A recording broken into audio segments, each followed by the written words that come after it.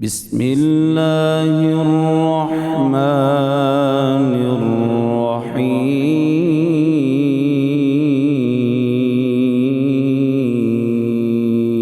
الرحيم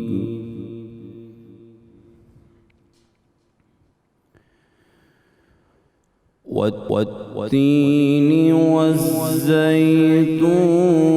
وطور سينين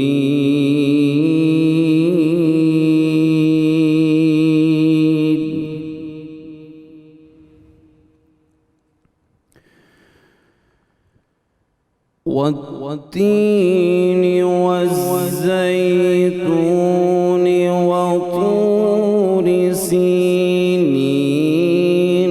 وهذا البلد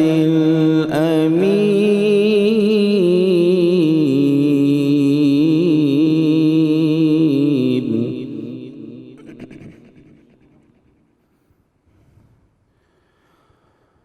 وهذا البلد الأمين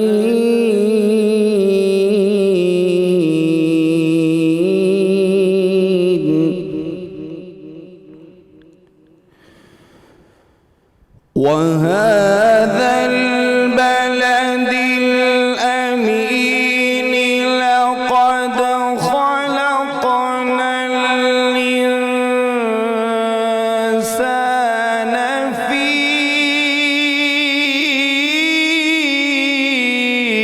أحسن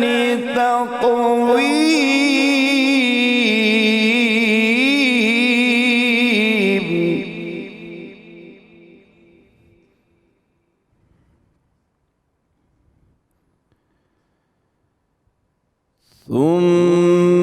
ثم رددناه أسفل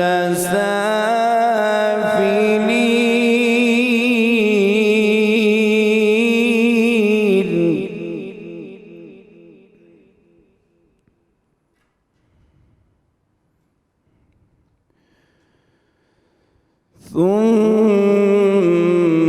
ثم رددناه أسفل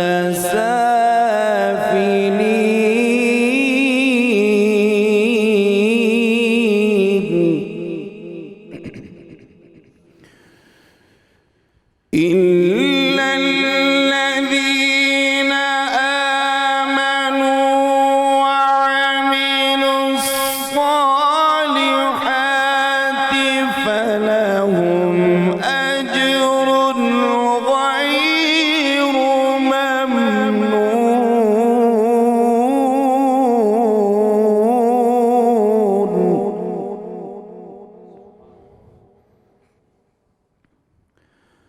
فما يكذبك بعد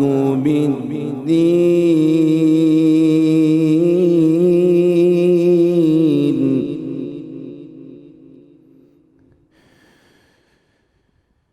إلا الذين آمنوا وعملوا الصالحات فلهم أجر غير ممنون فما يكذبك بعد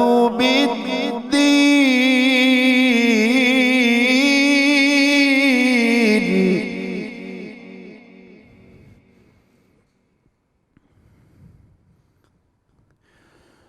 فما يكذبك بعد بالدين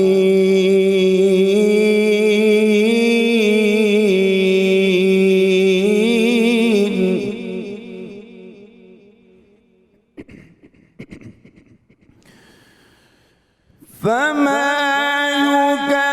يكذبك بعد بالدين أليس الله بأحكم الحاكمين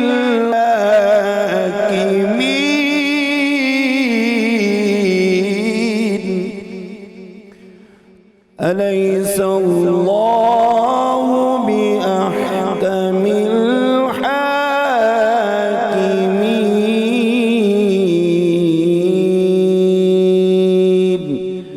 صدق الله العلي العظيم.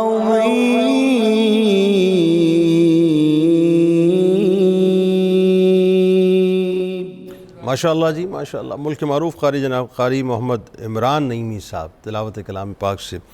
قلوب منور فرما رہے تھے. الحمدللہ رب العالمین والصلاة والسلام علی سید الانبیاء والمرسلین.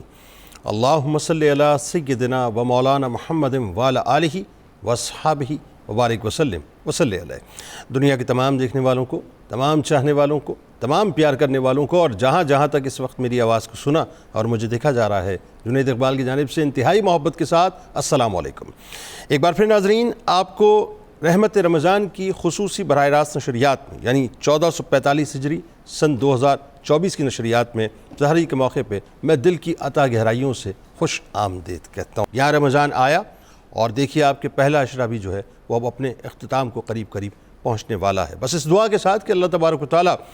ہماری تمام عبادتوں کو قبول فرمائے اور ہمیں یہ توفیق عطا کر دے صاحب، ہمارے دلوں میں یہ گداس عطا کر دے، ہمیں یہ سوچ عطا کر دے کہ ہم اس کی بارگاہ میں سرب سجود ہو جائیں، ڈھیر ہو جائیں، سبمٹ کر دیں اپنے آپ کو اس کی بارگاہ میں کہ بس اس سے بڑھ کے کوئی نہیں ہے. اور یہ مہمان ایسے ہم سے راضی ہو کے چلا جائے کہ جب کل بروز محشر ہم اللہ کی بارگاہ میں پیش ہوں تو یہ مہمان اللہ سے عرض کرے کہ یا اللہ میری سفارش ان کے حق میں قبول کر لے. آج انٹرسٹنگلی ہم بات کریں گے جو پھلوں کے حیرت انگیز فوائد ہیں، یعنی اللہ کی نعمتوں میں سے بے شمار نعمتیں ہیں نا، جس کے کوئی حساب کتاب نہیں ہے. کاؤنٹلیس نعمتیں ہیں اللہ کی، ہم اس کو کاؤنٹ کر ہی نہیں سکتے. تو ان میں سے ایک بہت کمال نعمت پھلوں کی نعمت ہے. تو آج بیسکلی ہم پھلوں کے حیرت انگیز جو فوائد ہیں انسانی جسم پر، اس پہ بات کریں گے اور آپ کی کالز بھی شامل کریں گے. آپ کو اس کے فوائد بھی بتلائیں گے، اس کا طریقہ علاج بھی، یعنی اس کے ذریعے سے طریقہ علاج بھی بتلائیں گے. خدا نہ خواستہ اگر آپ کسی بھی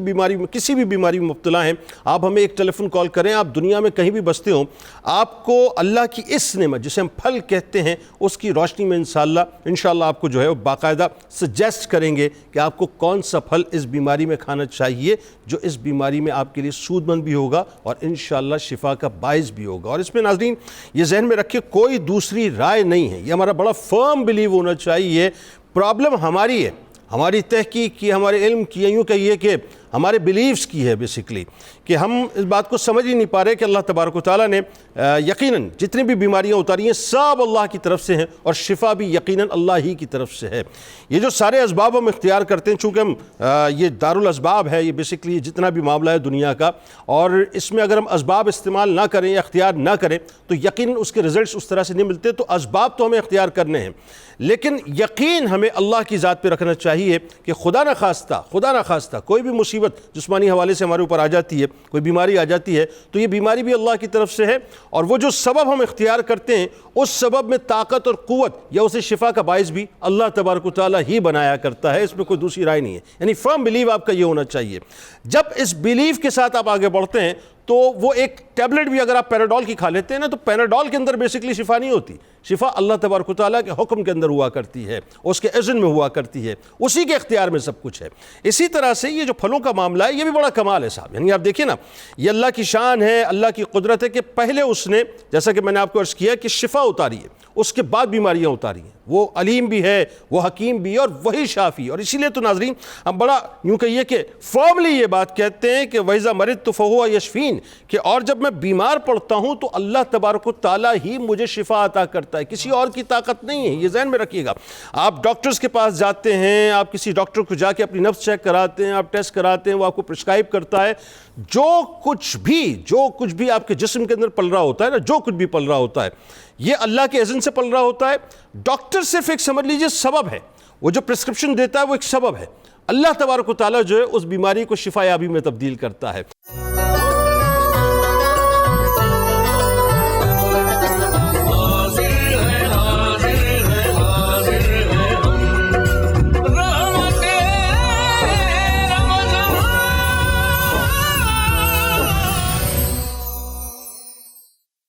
صاحب آپ سے آغاز کرتے. سب سے پہلے تو میرا خیال ہے لوگوں کو، چونکہ اب دنیا آرگینک ورلڈ کی طرف جا رہی ہے، اب یہ بھی طے کر چکی سائنس کہ یہ جو علاج بالغذا کا معاملہ ہے یہ انسان کے لیے بڑا سود مند ہے. لہٰذا سب سے پہلے سلام پیش کرتے ہیں مل کر سرکار مدینہ صلی اللہ علیہ وآلہ وسلم کی بارگاہ میں کہ جو ایک تو علاج نبوی صلی اللہ علیہ وسلم کا انداز و طریقہ اس پہ ذرا گفتگو کیجئے. بالخصوص جو علاج بالغذا کا تصور سرکار نے 1450 برس پہلے دیا وہ کیا تھا، بتلائیے. بہت شکریہ جنید بھائی. یوں تو آپ ماشاءاللہ ہمیشہ ہی خوبصورت گفتگو کرتے ہیں اپنے ابتدائیہ میں، مگر آج آپ نے ایک خاص بات کر کے تو جھنجھوڑا ہے ہمیں اور ہمارے تمام سننے والوں کو کہ آخر کیا وجہ ہے کہ جو حقیقت ویسٹرن ورلڈ سے ہمارے سامنے یا سائنسدانوں کی طرف سے، دنیاوی علوم کے ماہرین کی طرف سے ہمارے سامنے آئے تو پھر ہماری آنکھیں کھلتی ہیں کہ اسلام نے اس کے بارے میں یہ فرمایا ہوا ہے تو ہم اس کی طرف متوجہ ہوتے ہیں.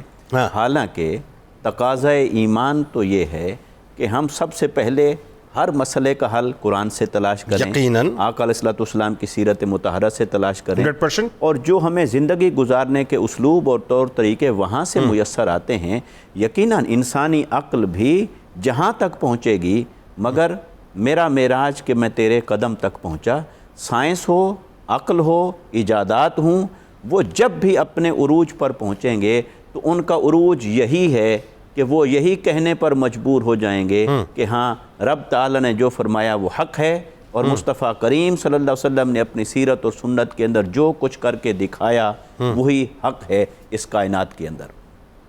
تو ہمیں اس اعتبار سے بھی آقا علیہ السلام کی سیرت سے رہنمائی لینے کی اور حاصل کرنے کی ضرورت ہے. اب میں اس موضوع کے حوالے سے جو بات عرض کرنا چاہتا ہوں، دیکھیے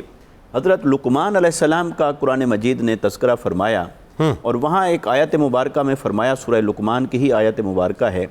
فرمایا وَلَقَدْ آتَيْنَا لُقْمَانَ الْحِكْمَةَ، ہم نے لقمان علیہ السلام کو حکمت عطا فرمائی تھی. سبحان اللہ. اور اسی سے ان کے نام مبارک کے ساتھ لفظ حکیم معروف ہے، عام لکھا اور بولا جاتا ہے، پڑھا جاتا ہے کہ حکیم لقمان. اب یہ جو حکمت ہے، اس حکمت کو جب ہم قرآن مجید کے تناظر میں دیکھتے ہیں نا تو اس کا اصل میں اطلاق جو ہے وہ بہت وسیع ہے. حتیٰ کہ اللہ تبارک و تعالیٰ نے حضور نبی اکرم صلی اللہ علیہ وسلم کو جن 4 مقاصد کے لیے بھیجا انہی کے اندر ایک فرمایا وَيُعَلِّمُكُمُ الْكِتَابَ وَالْحِكْمَةَ، کہ رسول مکرم صلی اللہ علیہ وسلم تمہیں کتاب کی تعلیم دیتے ہیں اور تمہیں حکمت کی تعلیم دیتے ہیں. اس کا مطلب ہے کہ آقا علیہ السلام نے بھی حکمت کے دریا بہا دیے اور حکمت کی تعلیم دی امت کو اور انسانیت کو. سبحان اللہ. اچھا، یہ جو حکمت ہے اسے ہم عرف عام میں اس علم طب کے ساتھ یا طب نبوی کے ساتھ جوڑ لیتے ہیں. حکمت کے لغوی معنی کی طرف اگر ہم جائیں اور اس کا پھر اس پر اطلاق کریں تو اصل میں گہری بات یا چھپی ہوئی بات جس کو عام انسان دیکھے تو اسے اپنی آنکھ سے نظر نہ آئے، وہ اتنا ویزیبل نہ ہو، اتنا اپیرنٹ نہ ہو، اتنا ظاہر اور عیاں نہ ہو کہ ہر کوئی اسے دیکھنے والا دیکھ سکے، تو اس چھپی ہوئی بات کو جو پردے کے اندر ہے، اس گہری بات کو، اسے حکمت کہتے ہیں. سبحان. تو حضور تاجدار کائنات صلی اللہ علیہ وسلم سے بڑھ کر کائنات کی حقیقتوں کو اور چھپے ہوئے رازوں کو اور کون جاننے والا ہے اور کون جان سکتا ہے. سبحان. اس لیے آقا علیہ السلام نے جہاں انسانوں کا اور صحابہ کرام کا، اہل ایمان کا روحانی علاج فرمایا، وہاں جسمانی علاج بھی فرمایا. گویا کہ اللہ تبارک و تعالی نے جہاں آپ کو روحوں کی شفا یابی کے لیے مبعوث فرمایا، وہاں جسموں کی شفا یابی کا بھی سامان عطا فرمایا. اور آقا علیہ السلام ایسا ہی کرتے تھے. اور چونکہ صحابہ کرام ان کا ملجا اور ماوا وہ آقا علیہ السلام کی ذاتی تھی، ان کا مرجع بھی آقا علیہ السلام کی ذاتی تھی. اور حتیٰ کہ جب بھی انہیں کوئی مسئلہ درپیش آتا آقا علیہ السلام کی بارگاہ میں حاضر ہوتے اور آقا علیہ السلام پھر ان کے مسائل کو حل فرماتے. تو جن چیزوں کا تعلق دین، ایمان، عقائد اور عبادات و احکام سے تھا وہ بھی آقا علیہ السلام نے تعلیم و تلقین فرمائی. اور جن چیزوں کا تعلق کھانے پینے کے ساتھ تھا، بیماری اور علاج کے ساتھ تھا، احتیاط کے ساتھ تھا، شفا یابی کے ساتھ تھا، آقا علیہ السلام نے وہ ساری چیزیں بھی صحابہ کرام کو عطا فرمائی. اور اس ضمن میں اگر ہم دیکھیں تو آقا علیہ السلام کے پاس جب بھی کوئی مریض آتا یا اپنے مرض کی تکلیف کی شکایت لے کر آقا علیہ السلام کی بارگاہ میں حاضر ہوتا تو ایک تو یہ ہے کہ سب سے پہلے آقا علیہ السلام نے اس کا علاج دعا سے فرمایا. اس کو ہم کہہ سکتے ہیں کہ علاج بالادعیہ، یا علاج بالدعا، دعا کے ذریعے سے علاج فرمانا، کہ آقا علیہ السلام ان کو دعا سکھاتے کہ آپ یہ دعا پڑھو آپ کو شفا یابی ہوگی۔ اسی طرح قرآن مجید کی جتنی صورتیں ہیں ان کی الگ الگ آقا علیہ السلام نے برکات بیان فرمائیں، ان کے اسرار اور معارف بیان فرمائے، جس کو یہ تکلیف ہے وہ یہ پڑھے، جس کو یہ ہے وہ یہ پڑھے۔ سورہ الفاتحہ شفا ہے، آیت الکرسی شفا ہے، اسماء الہیہ شفا ہیں۔ تو آقا علیہ السلام یوں دعا سکھاتے، جیسے وہ ایک نابینا صحابی آقا علیہ السلام کی بارگاہ میں آئے، یہ ترمذی شریف کی روایت ہے، حضرت عثمان بن حنیف رضی اللہ تعالیٰ عنہ اس کے راوی ہیں، اور وہ نابینا تھے۔ عرض کی یا رسول اللہ صلی اللہ علیہ وسلم میرے لیے دعا فرمائیں کہ اللہ پاک مجھے بینائی عطا فرمائے۔ تو آپ نے فرمایا تمہارے لیے بہتر تو یہی ہے کہ اسی حال میں رہو، لیکن اگر تم چاہتے ہو تو میں تمہارے لیے دعا کرتا ہوں۔ اس نے عرض کی یا رسول اللہ صلی اللہ علیہ وسلم نہیں آپ دعا ہی کیجئے۔ تو آقا علیہ السلام نے پھر انہیں ایک دعا سکھائی اور فرمایا یہاں سے گھر جاؤ، گھر جا کر وضو کر کے 2 نفل پڑھو اور یہ دعا پڑھو، اور وہ دعا کے کلمات اللہم انی اتوجہ الیک واسأل بک بالنبیک محمد صلی اللہ علیہ وسلم، اے اللہ میں تیری بارگاہ میں متوجہ ہو کر تجھ سے مانگتا ہوں نبی محمد صلی اللہ علیہ وسلم کے واسطے اور وسیلے سے، بس ان کی شفاعت کو میرے حق میں قبول فرما اور میری اس حاجت کو پورا فرما۔ تو گویا کہ آقا علیہ السلام نے دعاؤں کے ذریعے سے شفا یابی اور تکلیفوں کو دور کرنے کا راستہ دکھایا۔ پھر اس کے ساتھ آقا علیہ السلام نے الادویہ، علاج بالادویہ، دوائیاں۔ اب صاف ظاہر ہے کہ میڈیکل سائنس تو اس زمانے میں اس شکل میں نہیں تھی، مگر یہ کہ آقا علیہ السلام نے پھر کچھ چیزوں کا ذکر فرمایا، ان چیزوں کے اندر پھر یہ کھانے پینے کی اشیاء بھی ہیں اور دوا بھی ہے، تو دوا اس کو بھی آقا علیہ السلام نے، اور سنت ہے۔ اور تیسری چیز جو آقا علیہ السلام نے کسی بھی مرض یا کسی تکلیف کو دور فرمانے کے لیے جو طریقہ یا میتھڈالوجی آقا علیہ السلام نے اختیار فرمائی وہ تھی علاج بالغذا، جو آج ہم جس موضوع کے لیے یہاں بیٹھے ہیں اس پر فوکس کیے ہوئے۔ تو غذا کے ذریعے سے، چونکہ اللہ تبارک و تعالیٰ نے انسان کے لیے جتنی چیزیں نازل فرمائی ہیں ان کے اندر ایسے ایسے اجزاء رکھے ہیں جو انسان کی ہر کمی کو پورا کرتے ہیں، اس کی تکلیفوں کو دور کرتے ہیں۔ تو لہٰذا علاج بالغذا آج کے زمانے کے اندر جس طرح ایک بڑھتا ہوا اور لوگوں کو سب سے زیادہ اپنی طرف متوجہ کرتا ہوا ایک شعبہ بنتا چلا جا رہا ہے کہ دوا کے پیچھے بھاگنے کی بجائے کھانے پینے اور پھلوں کے ذریعے سے اپنی تکلیفوں کو دور کرنے کا سوچیں، اور اس کا بہترین اور تیقن والی جو تعلیمات ہیں یقینی وہ آقا علیہ السلام کی تعلیمات حدیث اور سیرت میں چلیں پھر اس کا مطلب آغاز کرتے ہیں۔ بڑی خوبصورت آپ نے تمہید اس وقت فرمائی، اور ایک جو کلیئرٹی کے ساتھ کہ جی ہمیں بنیادی طور پر رسول کریم صلی اللہ علیہ وآلہ وسلم کی بارگاہی سے رجوع کرنا چاہیے۔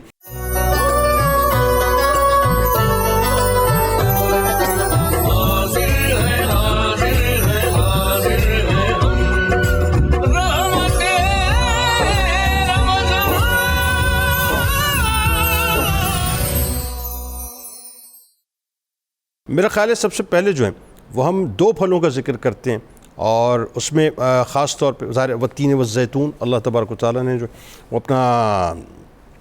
زیتون کی بھی قسم اٹھائی، انجیر کی بھی، لیکن میں چاہتا ہوں کہ زیتون کو اگلے فیز میں ہم لیں۔ پہلے ہم بات کرتے ہیں کھجور کی اور انجیر کی۔ اور کھجور ظاہر ہے چونکہ ہمارے ہاں جو ہے وہ اپنا آپ کو پتہ ہے کہ یہ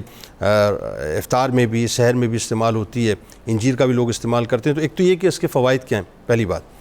دوسرا یہ کہ کن کن بیماریوں میں ہم جو ان کو استعمال کر سکتے ہیں، اور طریقہ کار کیا ہونا چاہیے پریسائزلی، تاکہ زیادہ سے زیادہ انفارمیشن لوگوں تک پہنچ جائے، اور کالز بھی ہم ساتھ ساتھ پھر انشاءاللہ شامل کرتے رہیں گے۔ بہت شکریہ جنید بھائی۔ اصل پہ سب سے پہلے اگر ہم کھجور کو دیکھتے ہیں تو کھجور واحد ایسا پھل ہے کہ جو آپ جیسے ہی آپ کھاتے ہیں تو آپ کے معدے میں پہنچ کر فوراً تحلیل ہوتا ہے، جزو بدن بنتا ہے، اور آپ کی پوری باڈی کے نس نس میں، خلیوں میں سب سے تیزی سے اور سپیڈ سے جو چیز پہنچتی ہے وہ کھجور ہے۔ اور نبی کریم صلی اللہ علیہ وسلم نے تو کھجور کو جو ہے وہ روٹی کے ساتھ بھی تناول فرمایا ہے، کھجور کو بھی تناول فرمایا، اچھا، اور انگور کو جو ہے وہ بھی آپ نے روٹی کے ساتھ تناول فرمایا ہے، اور خربوزہ بھی آپ صلی اللہ علیہ وسلم نے جو ہے وہ پسند فرمایا ہے۔ تو کھجور جو ہے یہ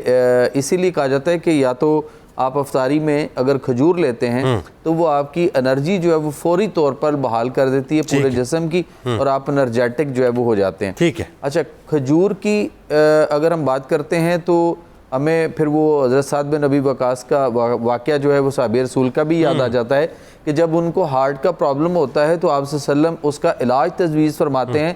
کہ اس کو عجوا کھجور جو ہے وہ کھانے کے دی جائے. عجوا کھجور بھی کھلائی گئی اور پھر عجوا کو آج بھی جو ہے وہ عجوا کی گٹلی نکال کر اس کو الگ پیس کر گرینڈ کر لیں, اس کا پاؤڈر بنا لیں اور پھر اسی کے گودے کے اندر جو کھجور کا اوپر گودا تھا اسی میں اس کو دوبارہ جو ہے وہ آپ شامل کر کے اس کی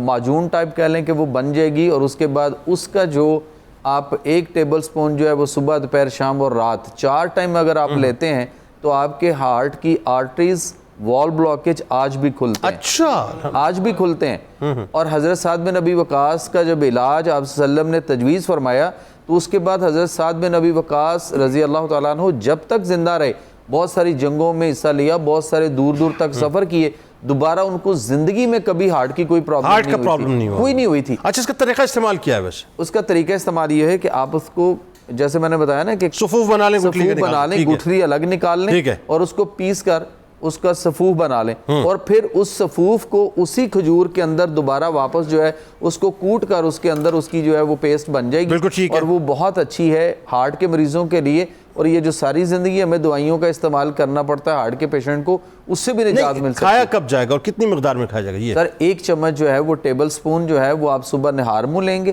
اسی طرح پھر دوپہر. لیکن آپ تو کہہ رہے ہیں نا کہ اس میں ریپ کر کے اس کا جو گودا ہے اس کے اندر ریپ کر کے اس کو مطلب صفوف کو نا جی صفوف کو جب آپ اس میں کوٹ لیں گے نا تو وہ ایک معجون پیسٹ ٹائپ بن جائے گی. اچھا اچھا, اس کا 1 چمچ پھر آپ نے لینا ہے. اچھا, اس کے ساتھ جو گودا ہے اس کے ساتھ ہی پورا مطلب گودے کو اسی کے اندر بلائنڈ کر لیں, بلائنڈ کر دینا. اوکے, تو وہ ایک معجون کی شکل اختیار کر جائے گی. اچھا, یہی گٹھلی جو کھجور کی ہے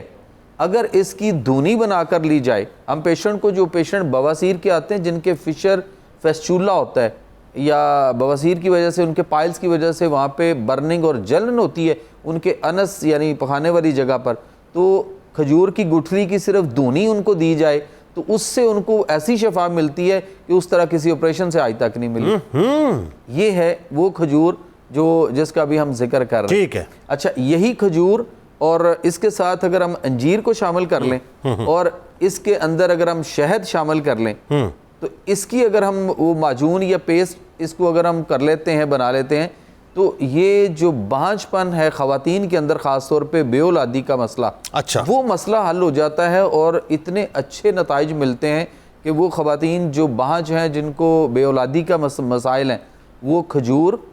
اور انجیر اور شہد 3 چیزوں کو مکس کر کے اس کی معجون یا پیسٹ بنا کر اس کا استعمال کیا جائے تو بانجھ پن کا بہترین علاج ہے اور وہ صاحب اولاد ہوتے ہیں. اچھا, ماشاءاللہ, یعنی اتنے خوبصورت جو ہے نا وہ نتائج ہیں ان کے اندر, یعنی جو کھجور ہے. اسی طرح اگر انجیر کی ہم بات کرتے ہیں تو انجیر جو ہے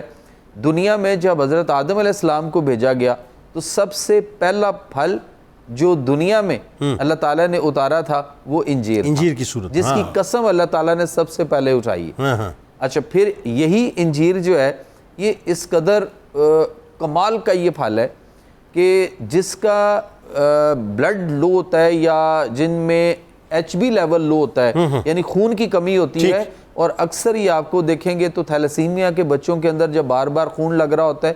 یا ایسے لوگ جن کے جو انیمک رہتے ہیں یا خواتین خاص طور پہ جن کے سائیکل پیریڈز کی وجہ سے ایکسیسو بلیڈنگ کی وجہ سے بلڈ لاس ہوتا ہے اور خون کی کمی ہو جاتی ہے, یا کڈنی فیلیئرز کے بہت سارے پیشنٹس ہیں, ہیپاٹائٹس کے بہت سارے جگر کے پیشنٹس ہیں, تو ان کے اندر جو ہے نا جب خون کی کمی ہوتی ہے تو بار بار بلڈ لگانا تو ٹھیک ہے لگایا بھی جاتا ہے لیکن خون پھر کم ہو جاتا ہے. ٹھیک ہے. تو خون کی کمی کو HB لیول کو پورا کرنے کے لیے سب سے بہترین چیز جو ہے وہ انجیر ہے. اچھا, اور انجیر کو یہ کرنا ہے کہ آپ اس کو انجیر کو 3 چمچ سرکہ لیا جائے,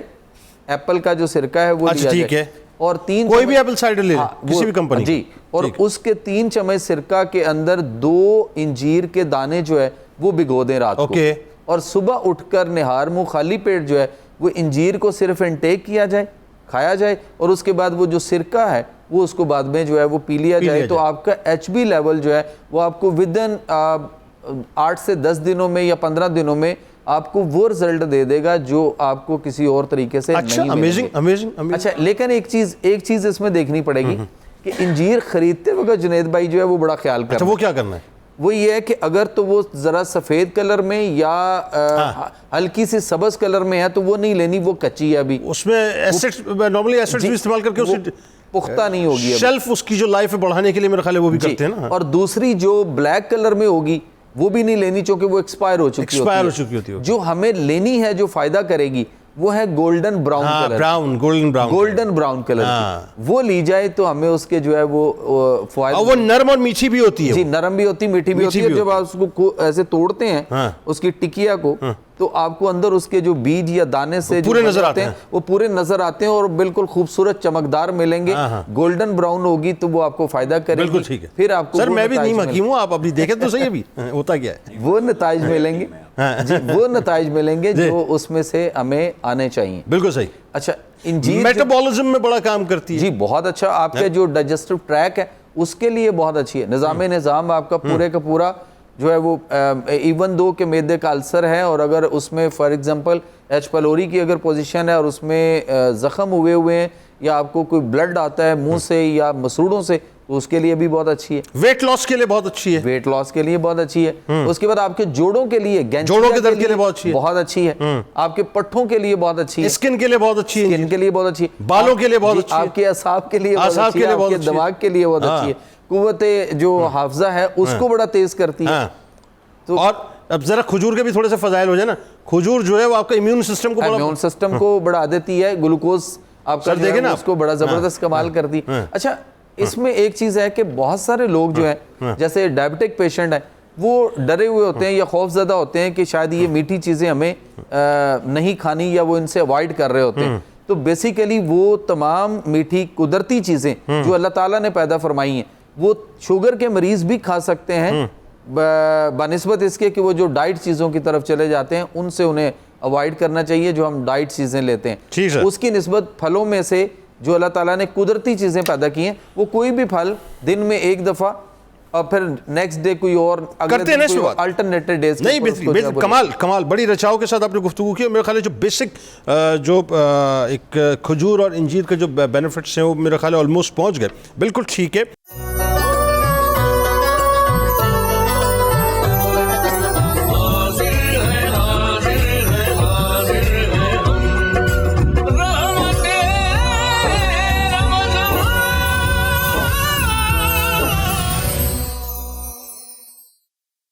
دو پھل آپ کے سامنے میں رکھتا ہوں, ایک سیب اور ایک کیلا. ظاہر ہے کیلے کے گچھوں کا ذکر جو ہے باقاعدہ قرآن پاک میں ہوا, تو ان دونوں پھلوں کے کیا فوائد ہیں اور کن کن بیماریوں میں ان سے باقاعدہ فائدہ اٹھایا جا سکتا ہے, یہ پریسائزلی بتائیے. بالکل, پھلوں کی اگر اوور آل بات کی جائے تو پھلوں کی تو ویسے ہی ہمارے باڈی کے لحاظ سے بہت ریکوائرمنٹ ہوتی ہے اور انٹرنیشنلی اسٹینڈرڈس کے مطابق بھی کہا جاتا ہے کہ ہمیں اپنے جو فوڈ سسٹمز ہیں جو ہمارے پاس ایک ٹیبل ہمارے سامنے پلیٹ سیٹ کی جاتی ہے اس میں ہمارے پاس سرونگ سائز میں فروٹس ہونا ضروری ہے بہت زیادہ, کیونکہ وہ ہمیں صرف اور صرف ہمیں بیسک کاربس یا پروٹینز ہی پرووائڈ نہیں کر رہے ہوتے, میجرلی ہمیں پرووائڈ کر رہے ہوتے ہیں جو ان کے اندر ایکسٹرا نیوٹریشنل کمپوننٹس ہوتے ہیں جن میں ہمارے پاس فائٹو کیمیکلز, اینٹی آکسیڈنٹس اور بہت سارے کمپوننٹس ایسے ہوتے ہیں جو ہمیں ان چیزوں سے مل رہے ہوتے ہیں. اور اسی میں صرف یہ چیزیں نہیں, اور اسپیشلی جو ہمارے پاس جو فروٹس ہوتے ہیں ان کے اندر ہمارے پاس فائبرز بہت زیادہ مل رہے ہوتے ہیں اور these fibers are really important, اور یہ ہمارے ہیلتھ کے لیے بہت زیادہ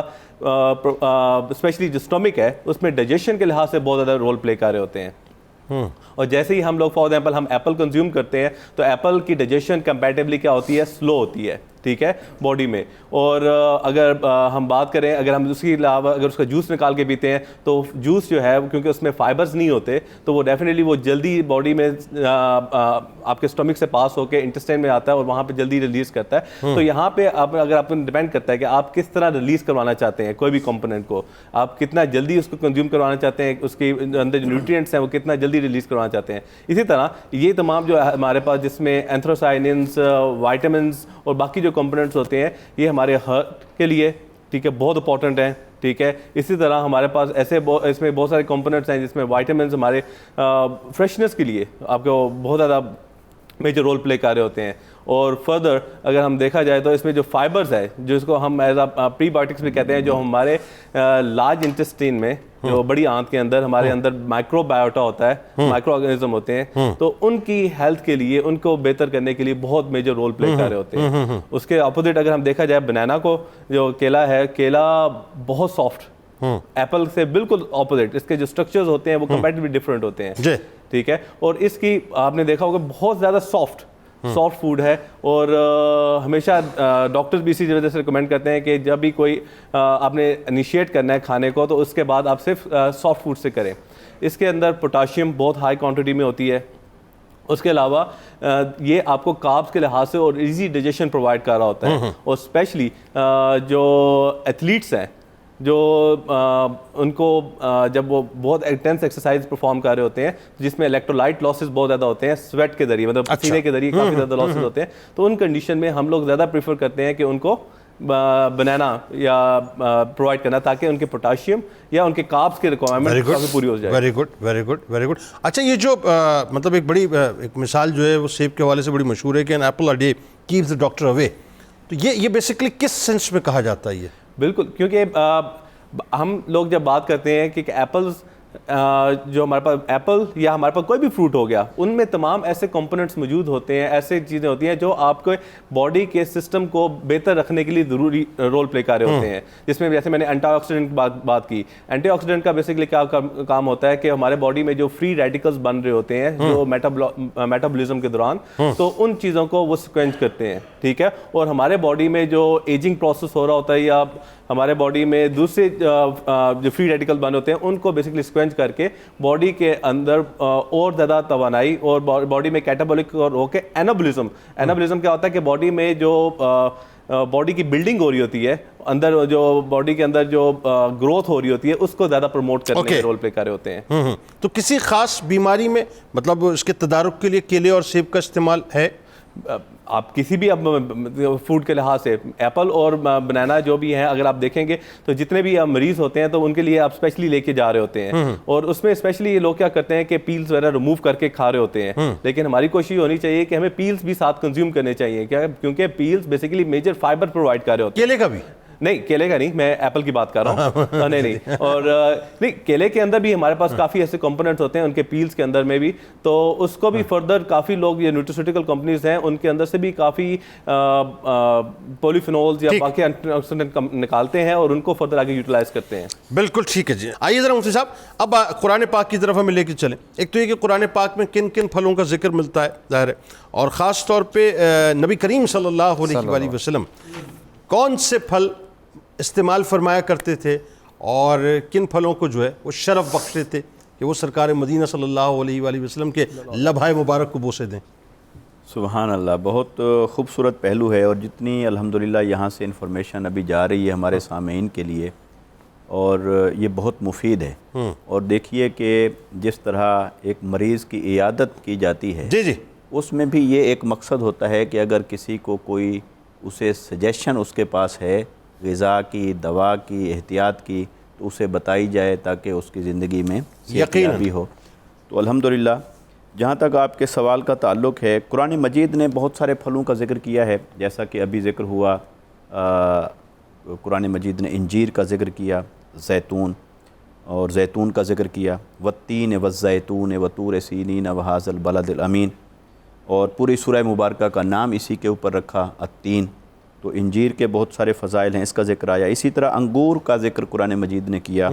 سورہ عبسہ کے اندر آیت نمبر 29 میں اس کا ذکر ہے. اسی طرح انار کا ذکر کیا اللہ رب العزت نے سورہ انعام کے اندر آیت نمبر 99 میں، اس کو رمان کہا. اسی طرح کیلے کا ذکر کیا سورہ واقعہ کے اندر آیت نمبر 29 میں. اور یہ جو جہاں پر ان کا ذکر ملا کے آیا ہے، میں آیت مبارکہ پڑھنا چاہتا ہوں. اللہ تبارک و تعالیٰ نے ارشاد فرمایا فَأَنبَتْنَا فِيهَا حَبًّا، ہم نے اس زمین کے اندر اناج اور دانے اگائے ہیں، وَعِنَبًا وَقَضْبًا، اور اس کے اندر ہم نے انگور اگائے اور ترکاری یعنی سبزیاں وہ اگائیں اس کے اندر، وَزَيْتُونًا وَنَخْلًا، اور ہم نے زیتون کو اگایا اور کھجور کو اگایا، سبحان اللہ، وَحَدَائِقَ غُلْبًا، اور کتنے گھنے گھنے باغ ہم نے اگائے، وَفَاكِهَةً وَأَبًّا، اور ہم نے پھل اگائے اور جو مویشیوں کو چارہ ڈالا جاتا ہے وہ ہم نے اگایا. اور اس کے بعد فرمایا کہ اے انسان ذرا غور کر کہ ہم نے تیرے کھانے کے لیے بھی کتنی چیزیں زمین سے اگائی ہیں اور تیرے مویشیوں کے لیے بھی کتنی چیزیں زمین سے اگائی ہیں. سبحان اللہ. تو یہ جو اللہ رب العزت نے قرآن مجید کے اندر بہت سارے مقامات پر ان پھلوں کا ذکر فرمایا اور زمین سے نکلنے والے اناج اور ان کا ذکر فرمایا، تو صاف ظاہر ہے اسی کے اندر اللہ تعالیٰ نے جہاں ہمارے لیے غذا رکھی ہے اسی کے اندر علاج بھی رکھا ہے بہت ساری چیزوں کا. اسی طرح میں ایک اور مقام قرآن مجید کا وہ سورہ انعام جس کا ذکر کیا تھا ابھی، اس کو اگر مکمل دیکھیں تو ایسے لگتا ہے کہ قرآن مجید کس طریقے سے ہمیں غذا اور غذائی سائنس کے بارے میں کیا اصول دے رہا ہے اور کس طرح کمپریہنشن کے ساتھ، جامعیت کے ساتھ، وسعت کے ساتھ اللہ رب العزت نے ان چیزوں کو بیان کیا. اور ہم قرآن مجید کو اس اینگل سے دیکھیں، پڑھیں اور سنیں کہ اللہ تعالیٰ نے اس کے اندر تمام علوم کو جمع فرمایا ہے، صرف اس کے اندر احکام اور عبادات کو نہیں جمع فرمایا ہے، بلکہ فقہاء اور علماء کہتے ہیں کہ وہ آیات جن سے صراحت کے ساتھ احکام اور عبادات حاصل ہوتے ہیں ان کا عدد تو 300 ہے، اور جہاں سے استنباط کر کے پورے احکام حاصل ہوتے ہیں، اخذ کیے جا سکتے ہیں، ان کا عدد تقریباً 500 تک جاتا ہے، اور 6666 یا کم و بیش عدد آیات کا. جو اتنی آیات مبارکہ ہیں تو باقی قرآن مجید کے جو حصے ہیں باقی وہ کیا ہے، اس میں جہاں سابقہ امتوں کے احوال اور واقعات ہیں وہاں اللہ تعالیٰ نے پوری سائنس کو بیان فرمایا ہے، اور پھلوں کا، زمین سے اگنے والے اناج کا، ان چیزوں کا کس قدر اللہ تعالیٰ نے ذکر فرمایا. جیسے فرمایا وَهُوَ الَّذِي أَنزَلَ مِنَ السَّمَاءِ مَاءً، وہی ذات ہے جس نے آسمانوں سے پانی کو نازل فرمایا ہے، چونکہ پانی ہی اصل ہے اور اسی سے آگے چیزوں کو اگایا ہے. فرمایا فَأَخْرَجْنَا بِهِ نَبَاتَ كُلِّ شَيْءٍ، پھر ہم نے ہر چیز کی جو روئیدگی ہے یعنی اس کا جو اگنا ہے اس اگنے کو ہم نے اس پانی کے ذریعے سے ممکن کر دکھایا ہے. فَأَخْرَجْنَا مِنْهُ خَضِرًا، پھر ہم نے اسی زمین میں سے ہم نے تمہارے لیے سبزیاں اگائی ہیں. نُخْرِجُ مِنْهُ حَبًّا، اسی سے تمہارے لیے اناج اور دانے اگائے. پھر اس کی صفت بیان فرمائی متراکبہ، دیکھو تو صحیح دانے ایک دوسرے کے اوپر کیسے چڑھے ہوئے ہیں، کس خوبصورتی کے ساتھ، کس نظم کے ساتھ انہیں پرو دیا ہے تمہارے لیے. پھر فرمایا وَمِنَ النَّخْلِ مِنْ طَلْعِهَا قِنْوَانٌ دَانِيَةٌ، فرمایا کہ پھر کھجور کو تو دیکھو کہ ہم نے کھجور میں سے گچھا نکالا اور ان گچھوں میں تمہارے لیے کیسے کھجوروں کو سجایا ہے اور وہ تمہیں عطا فرمایا ہے. فرمایا وَجَنَّاتٍ مِنْ أَعْنَابٍ وَالزَّيْتُونَ وَالرُّمَّانَ، اور پھر ہم نے کئی باغات تمہارے لیے اگا دیے ہیں پھلوں کے، ان کے اندر فرمایا انگور ہیں، زیتون ہے اور انار ہے، یہ ہم نے تمہارے لیے اگا دیے.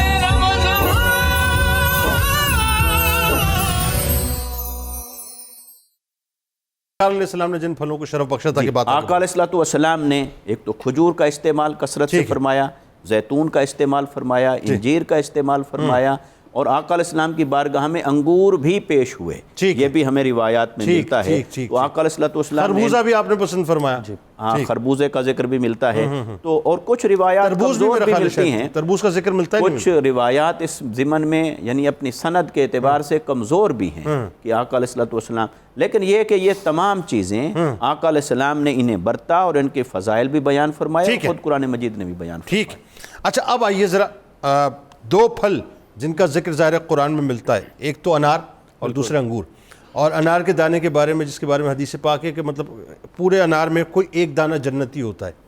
ایسا ہی مطلب خان صاحب توجہ ذرا رہے آپ کی کہ پورا انار کھایا کرو کیونکہ اس میں کوئی ایک دانہ جو ہے وہ جنتی ہوتا ہے.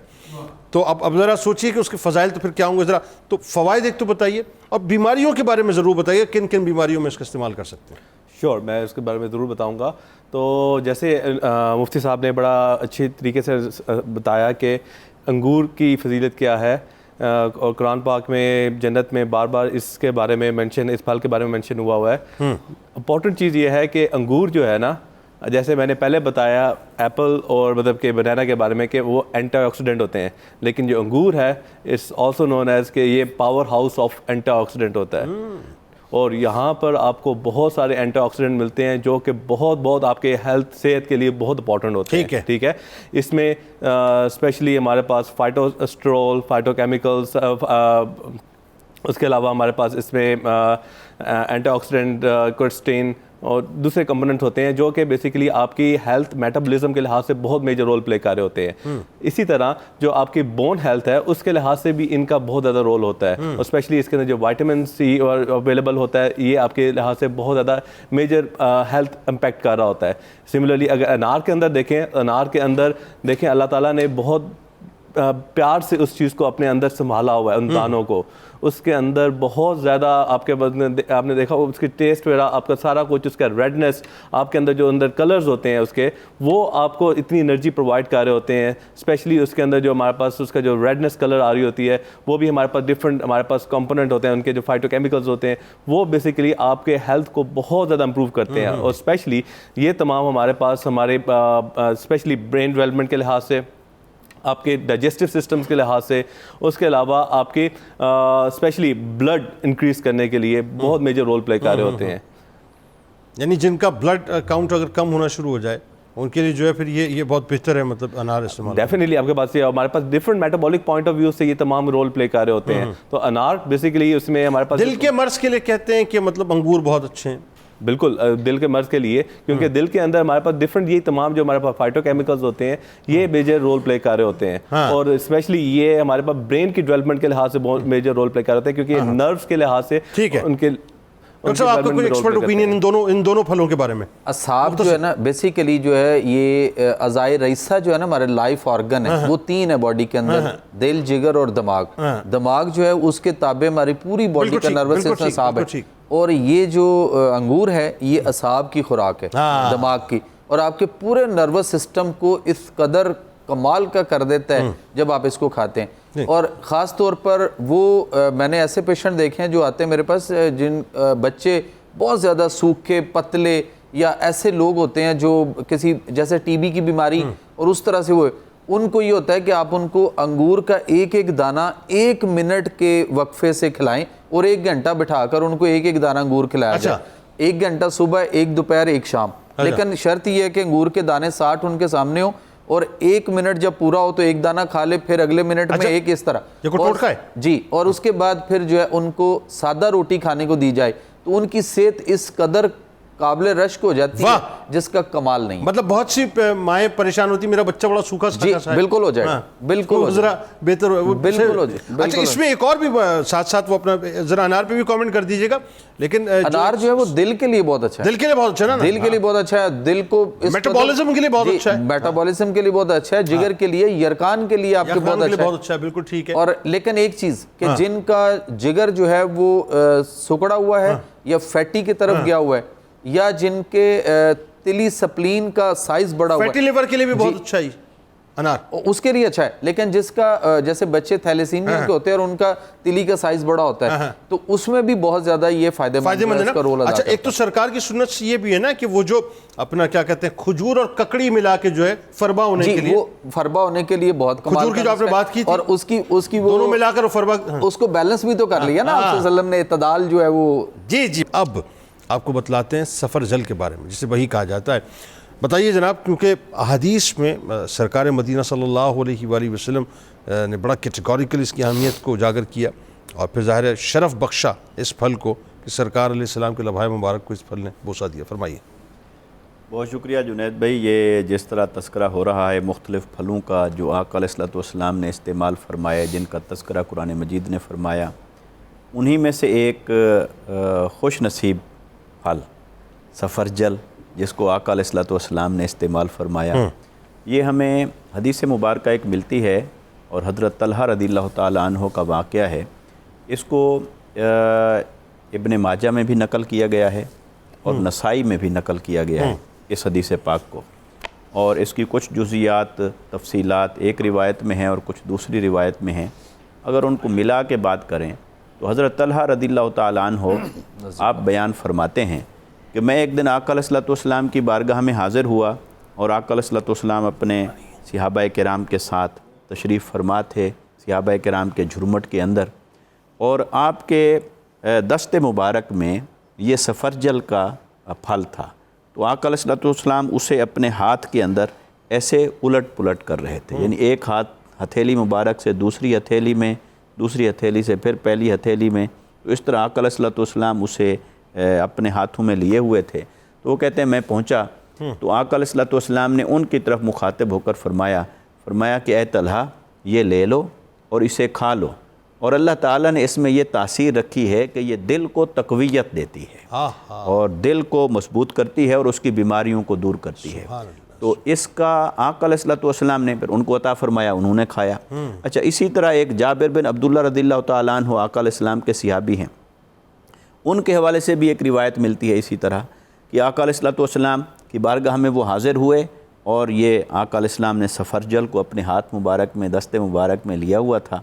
اور اسی طرح اسے دیکھ رہے تھے اور اسے الٹ پلٹ فرما رہے تھے ایک ہتھیلی سے دوسری ہتھیلی میں، کیونکہ یہ اللہ تعالیٰ نے ان بظاہر تو وجود کے اعتبار سے چھوٹی چھوٹی چیزیں ہیں، مگر ان چھوٹی چھوٹی چیزوں کے اندر اللہ تعالیٰ نے بڑے بڑے اسرار اور معارف رکھے، اور انسان کے لیے غذا کے اعتبار سے، صحت کے اعتبار سے کتنی چیزوں کو اللہ تعالیٰ نے خزانوں کے طور پر ان کے اندر چھپا دیا۔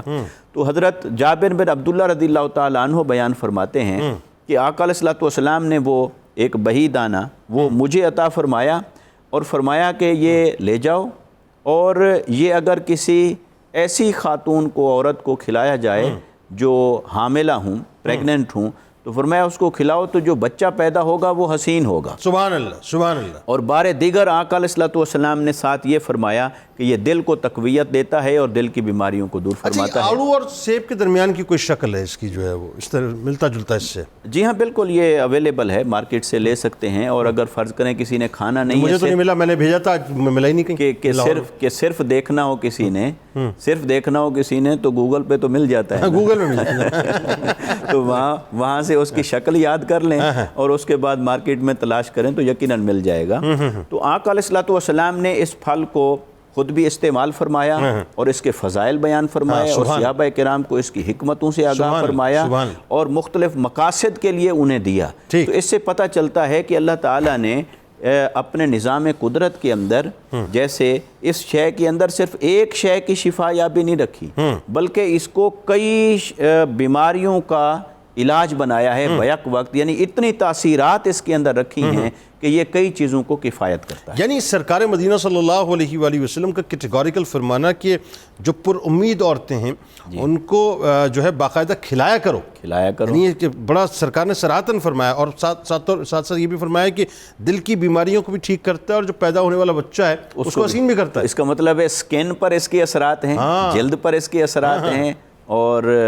اسی طرح دل کو بھی تقویت دیتا ہے، اور سانس کو بھی جو ہے خوشبودار کرتا ہے، یہ بھی اس کے اندر خاص طور پہ افادیت ہے۔ سبحان اللہ۔ ہاں بالکل ٹھیک ہے۔